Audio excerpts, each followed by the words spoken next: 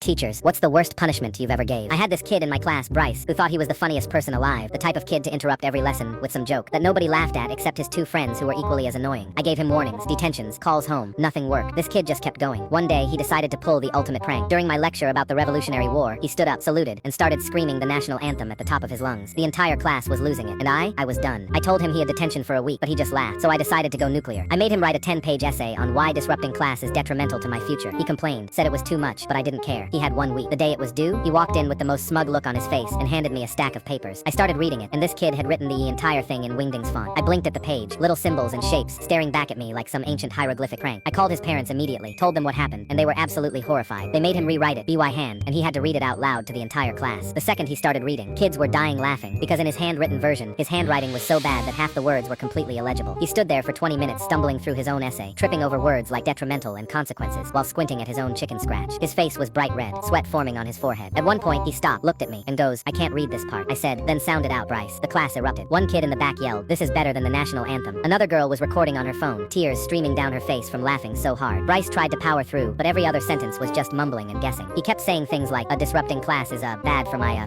future, whatever that says." By the end, his voice was shaking, and you could tell he wanted to disappear into the floor. When he finally finished, the room was silent for a second. Then someone slow clapped. Then the whole class joined in, but not like applause, more like mocking. Bryce sat down, slouched so low in his chair he was practically under the desk. I walked over, collected the essay, and said, "Thank you for that enlightening presentation, Bryce." He didn't even look up, just muttered, "Can I go now?" I said, "Sure, but next time you interrupt my class, we're doing 20 pages. He never interrupted again. In fact, he barely spoke the rest of the year. His two annoying friends, they distanced themselves real quick after that. And the video, it went around the school for weeks. Kids would pass him in the hallway and just yell, "Detrimental to my future," and crack up. One time I saw him in the cafeteria, and a random freshman walked by and saluted him. Bryce just sighed and kept eating his sandwich.